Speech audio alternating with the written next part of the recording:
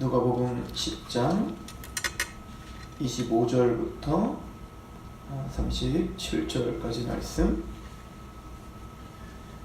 함께 봉독하도록 하겠습니다. 시작. 어떤 율법교사가 일어나 예수를 시험하여 이르되 선생님, 내가 무엇을 하여야 영생을 얻으리이까? 예수께서 이르시되 율법에 무엇이라 기록되었으며 내가 어떻게 읽느냐?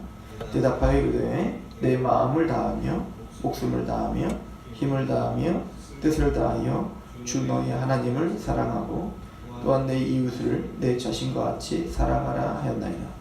예수께서 이르시되 내 대답이 옳도다. 이를 행하라. 그러면 살리라 하시니 그 사람이 자기를 옳게 보이려고 예수께 여짜오되 그러면 내 이웃이 누구니이까?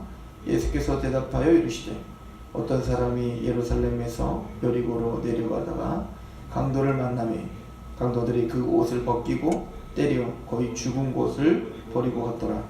마침 한 제사장이 그 길로 내려가다가 그를 보고 피하여 지나가고 또 이와 같이 한 레위인도 그 옷에 이르러 그를 보고 피하여 지나가되 어떤 사마리아 사람은 여행하는 중 거기 이르러 그를 보고 불쌍히 여겨 가까이 가서 기름과 포도주를 그 상처에 붓고 싸매고 자기 짐승에 태워 주막으로 데리고 가서 돌봐주니라. 그 이튿날 그가 주막 주인에게 데나리온 2를 내어주며 이르되 이 사람을 돌보아주라. 비용이 더 들면 내가 돌아올 때에 갚으리라 하였으니 내 생각에는 이 세 사람 중에 누가 강도 만난 자의 이웃이 되겠느냐? 이르되 자비를 베푼 자니이다. 예수께서 이르시되 가서 너도 이와 같이 하라 하시니라. 아멘. 어떤 율법교사가 예수님께 와서 시험을 하였다라고 말합니다. 어쨌든 시비거리를 찾고 싶은 겁니다. 조금이라도 흠집이 나면 그것을 가지고 맹렬하게 공격하기 위해서 이 율법교사는 예수님을 시험하고 있습니다. 그리고 말을 하기를 예수님, 내가 무엇을 해야 행해야 영생을 얻겠습니까? 라고 물어보죠. 그때 예수님께서 율법에는 뭐라고 써있냐? 라고 했더니 그 율법교사가 율법의 핵심을 정확하게 설명을 하죠. 내 마음을 다하고 뜻을 다하며 힘을 다하며 주 너희 하나님을 사랑하고 또한 내 이웃을 내 자신과 같이 사랑하라 하였나이다.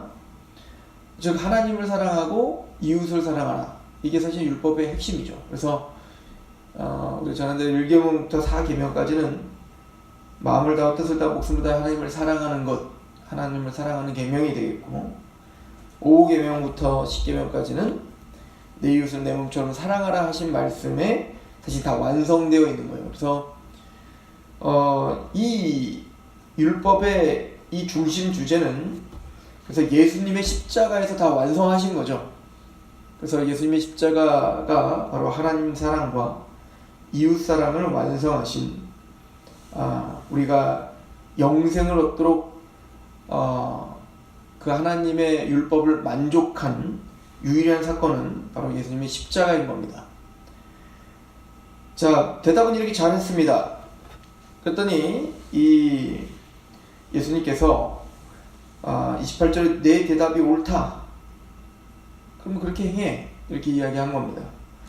그랬더니 이 율법 교사가 29절에 자기를 옳게 보이려고, 그러니까 자기를 좀 의시되고 더 많이 아는 척하고 또 자신이 좀 더 있어 보이려고 이렇게 물어봤다는 거예요. 그러면 내 이웃은 누굽니까? 라고 이제 물어본 거죠. 그때 이제 예수님께서 유명한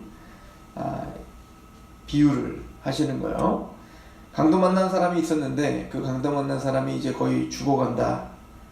그때 제사장은 그 길로 그냥 지나갔고 레위인도 그곳을 보고 그냥 지나갔다. 그런데 사마리아 사람을 여행하는 중에 그것을 보고 그를 데려다가 불쌍히 여겨서 치료해 줄 뿐만 아니라 여기 보면 데나리온 둘이라고 하는 거 보면 2데나리온, 우리로 말하면 20만 원 정도 되겠죠.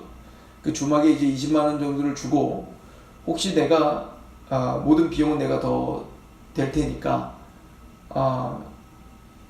필요한 거 있으면 저에게 얘기해달라. 그러고 갔다 왔다. 자, 그러면 이 강도 만난 자의 이웃은 누구였는가? 그랬더니 이제 그 자비를 베푼 자입니다. 라고 대답을 하죠. 사실은 이것은 그 당시에 이제 바리새인과 서기관들 그리고 제사장들을 겨냥하여 지금 사실 비판하고 있는 겁니다.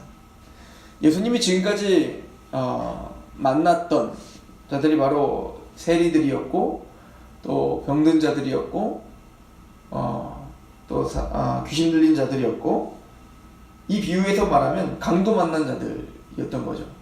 자비가 필요하고 긍휼이 필요한 자들이었어요.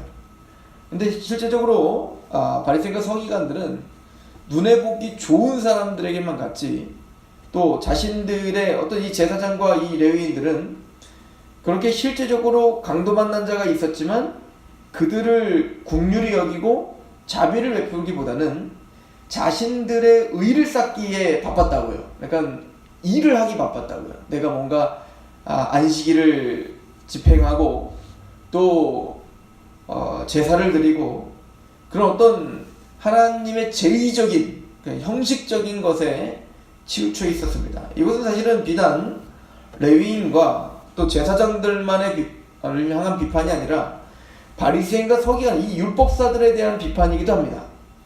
그들은 계속 끊임없이 자기들이 정해놓은 전통, 그 전통을 통해서 죄인이냐 아니냐 라고 하는 것을 비판하기를 좋아했지, 말은 잘하죠. 하나님을 사랑하고 이웃을 사랑하는 것입니다 라고 말은 잘해놨지만 정작 긍휼을 베풀 자에게 긍휼을 베풀지 않았고 자비를 베풀 자에게 자비를 베풀지 않았어요. 그리고는 이들은 자신들의 하나님의 율법을 다 지켜 행했다라고 착각하고 살았다고요.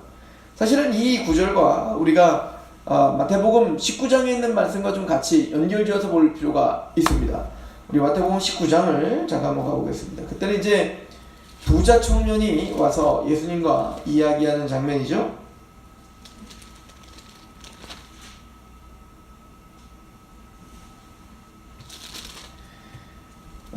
19장 16절에 보면 어떤 사람이 주께 와서 이르되 선생님이여 내가 무슨 선한 일을 하여야 영생을 얻겠습니까? 동일한 질문을 하고 있는 거예요. 어떤 일을 해야 내가 영생 얻을 수 있습니까? 17절에 예수께서 이르시되 어찌하여 선한 일을 내게 묻느냐? 선한 이는 오직 한 분이시니라. 내가 생명에 들어가려면 계명들을 지켜라. 그러니까 이제 그 부자 청년을 예수님께서 나무라죠. 선한 일을 내게 묻느냐? 선한 일은 오직 하나님이다. 그러니까 선이라고 하는 거, 거룩이라고 하는 것은 사실은 우리 인간이 만들어낼 수 있는 것이 아니며 우리 인간에게 지침될 수 있는 게 아니에요. 그 선하다라고 하는 건 오직 하나님께만 돌려줘야 될 일인 거예요. 이 부자 청년이 무슨 말인지 몰랐겠죠? 그러면 내 생명에 들어갈 네가 무슨 일을 해야 영생을 얻겠냐 물어보냐? 그러면 계명 지켜라. 그러더니 이제 이 청년은 이렇게 대답을 합니다. 18절에 이르되 어느 계명입니까? 예수께서 이르되 살인하지 말라, 간음하지 말라, 도둑질하지 말라, 거짓 증언하지 말라, 내 부모를 공경하라, 내 이웃을 내 자신과 같이 사랑하라 하신 것이다. 그 말씀을 지켜, 계명을 지켜, 십계명을. 그랬더니 그 청년이 이르되 이 모든 것을 내가 지켰사온데 아직도 무엇이 부족하나이까? 예수께서 이르시되 내가 온전하고자 할진대 가서 내 소유를 팔아 가난한 자들에게 주라. 그리하면 하늘에서 보화가 내게 있으리라. 그리고 와서 나를 따르리라 하시니 그 청년이 재물이 많으므로 이 말씀을 듣고 근심하며 가니라. 이 말씀의 핵심이 뭡니까? 모든 계명을 다 지켰다고 착각하고 있는 그 청년에게 네가 온전하고자 할진대, 그러니까 네가 온전해야 된다고 말했잖아. 그 선한 일을 온전히 해야 영생을 얻는 것인데 계명을 지켰다고? 그 계명의 핵심이 뭔데? 네 소유를 팔아서 가난한 자에게 나눠줘. 사랑 아닌가? 하나님 사랑, 이웃 사랑 아닌가? 그러니까 자비를 베풀어. 네 모든 전 재산을 팔아서 가난한 자에게 다 나눠주라고. 온전함을 영생을 얻기 위해 온전해야 되니까 말이죠. 선해야 되니까 말이죠. 그랬더니 이 청년은 재물이 많음으로 근심하여 돌아가요. 자, 예수님이 진짜 하고자 하는 얘기 뭡니까? 이 말씀에서 너로서는 할 수 없다는 겁니다. 네가 무슨 계명을 다 지켜서 영생을 얻을 수 있겠단 말인가? 라고 이야기하고 있는 거죠. 사실은 네 모든 전 재물을 팔아서 전 재산을 팔아서 가난한 자에게 나눠준다고 해요. 진짜 그 율법을 완성할 수 있을까요? 아니요. 율법을 완성하는 기준이 뭔데요? 그 절정의 사건이 뭐죠? 바로 예수님의 십자가 사건이에요. 가난한 자에게 자비를 베풀어 재산을 나눠주는 것뿐만 아니라 예수님은 자신의 생명, 자신의 피 한 방울까지도 자기를 지금 모독하고 죽이고 있는 자들을 위하여, 원수를 위하여 자신의 모든 생명을 내어 던졌다고요. 재산 바치는 게 뭐가 그렇게 중요해요? 자신의 피 한 방울도 다 쏟아부어 자신에게 지금 대적하고 있는 자들을 위하여 생명을 바치고 있는 말입니다. 그게 온전하게 율법을 행하여 하나님의 율법을 만족시키는 기준이에요. 이게 선한 겁니다. 거기에 보면, 그 기준에 보면 이 청년의 전 재산을 팔아가지고 준다 할지라도 미흡하다고요. 이 청년은 재물이 많음으로 듣고 근심하여 갑니다. 가진 게 너무 많은 거죠. 자신의 그 이기적인가 욕심과 탐심을 내려놓을 수가 없는 거죠. 근데 이게 이 청년이, 그 청년만 그렇습니까? 바리새인과 서기관도 그렇고 제사장도 그렇고 우리 모두가 다 이 상태인 겁니다. 이게 바로 치우쳐 있는 죄된 상태인 거죠. 그런데 중요한 건 그 당시 유대인들과 제사장과 바리새인과 율법사들은 모두가 다 이런 자기의 어떤 스스로 속임에 지금 망상에 빠져 있는 겁니다. 즉 이 오늘 율법사도 마찬가지예요. 하나님 사랑, 이웃 사랑이라고 하는 그 명제는 너무너무 잘 알고 있었지만 그는 그를 지킬 힘이 하나도 없었다는 겁니다. 즉 네가 바로 사마리아 강도 만난 자를 정말 그렇게 자비를 베풀고 정말 사랑을 베풀고 했는가? 그렇지 못했다는 걸 보여주는 거예요. 차라리 그 사마리아 사람들, 너희들이 말하는 죄인이라고 말하고 너희들이 볼 때는 버림받은 자라고 말하는 그 사마리아 사람이 혹시 그 사람에게 자비를 베풀었다면, 자신의 모든 소유를 털어 그를 살리고 그에게 자비를 베풀었다면 그가 진짜로 하나님의 말씀을 지킨 자가 아닌가? 그가 이웃이 되지 않겠는가? 라고 물어보게 된 거죠.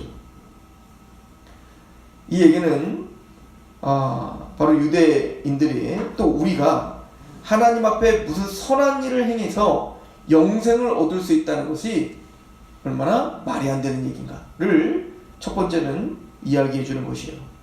두 번째는 하나님의 율법이란 너희들이 말하고 있는 것처럼 안식일을 지켰냐, 또 금식을 했냐, 또 손을 씻고 뭘 먹었냐, 이런 것이 아니라 사마리아 사람 정말로 너희들이 볼 때는 율법을 다 지키지 않은 것처럼 보이지. 그러나 하나님 보기에는 그 사람이 이웃이지 않겠나, 그 사람이 지금 율법을 지키고 있는 것이지 않겠나. 하나님의 마음에는 이 사마리아 사람이 더 합당한 사람이지 않겠나 라고 이야기하고 있는 겁니다. 그리고 이제 38절부터 42절까지 마르다와 마리아 이야기가 이어지죠. 그 마르다와 마리아 이야기는 뭡니까? 마르다는 열심히, 예수님이 오셨는데 열심히 일을 하고 있었고, 마리아는 아무 일도 안 하고 있었지만 예수님의 말씀을 듣고자 했죠. 바로 이것입니다. 하나님은 바로 무엇인가 하나님을 위하여 일을 하는 걸 중요한 게 아니라 하나님의 말씀 앞에 서서 두렵고 떨림으로 그 말씀 앞에 간절한 마음으로 하나님을 사랑하고, 그리고 실제적으로 그 마음으로 자비를 베푸는 심령이 가난한 자를 원한다 라고 하는 것을 우리에게 보여주고 있는 것입니다. 우리가 오늘 하루 영생을 얻기 위하여 선한 일을 할 수는 없습니다. 그래서 그 마태복음 19장에도 보면 제자들에게 이렇게 얘기해요. 그 부자 총리에 간 다음에 이 부자가 천국에 들어가는 것이 낙타가 바늘기에 들어가는 것보다 어렵다, 이렇게 표현해요. 그러니까 이 얘기는 불가능하다는 거죠. 그러더니 제자들이 말을 해요. 주님, 그러면 누가 천국 갈 수 있습니까? 누가 하나님 나라 갈 수 있습니까? 누가 영생을 얻을 수 있습니까? 라고 했을 때 예수님은 말씀하시죠. 너희로는 할 수 없을 때 아버지께서 할 수 있다. 하나님의 은혜가 아니면 영생을 얻을 수 없다라고 하는 걸 보는 거예요. 그러므로 그 제자들에게 사실은 직면하게 하는 거예요. 도저히 그러면 우리가 어떻게 하나님을 사랑할 수 있고 어떻게 이웃을 사랑할 수 있습니까? 그 기준이 너무 높습니다. 누가 감히 우리가 천국 갈 수 있습니까? 우리의 힘으로, 우리의 율법으로 어떻게 천국 갈 수 있습니까? 옳다. 그곳에 직면하라 이거예요. 우리는 우리의 힘으로는 할 수 없다는 겁니다. 하나님의 자비가 아니면, 하나님의 국률이 아니면 우리는 하나님 나라에 갈 수가 없다. 우리는 그래서 선한 일을 하여 영생을 얻는 것을 포기해야 됩니다. 그러나 또한 하나님을 사랑하고 정말 이웃을 사랑하는 사람이 됐다면, 그래서 하나님의 사랑으로 우리가 그렇게 하나님을 자비를 아는 사람이 됐다면, 이 강도 만난 자를 도왔던 그 사마리아 사람, 죄인이라 취급받고 사실은 과시받았던 그 사람이지만 그 모든 자비를 베풀어 그 강도 만난 자를 도왔던 사람처럼, 진짜 하나님의 사람이란, 하나님의 나라가 임하고 하나님의 그 국률과 자비를 아는 사람이란 또한 그 자비를 베푸는 사람이 될 것이다 라고 하는 하나님의 말씀을 오늘 묵상하시며, 또 그 말씀대로 그렇게 강도 만난 자의 이웃이 되는 하루가 되시길 축원합니다. 기도하겠습니다. 하나님 아버지, 너무나 감사합니다. 오늘 하루도 하나님의 은총 가운데 삽니다. 십자가의 은혜가 없다면, 그 하나님의 자비가 없다면 우리는 살 수 없고 구원받을 수 없는 자들입니다. 그런 하나님의 극진하신 사랑을 받은 자로서 하나님을 사랑하고 이웃을 사랑하며, 그래서 강도 만난 자를 그에게 자비를 베풀었던 사마리아 사람처럼 그렇게 오늘 하루 자비를 베풀며 하나님의 국률을 바라보는 하루가 되게 하시옵소서. 예수 그리스도의 이름으로 감사하며 기도합니다. 아멘.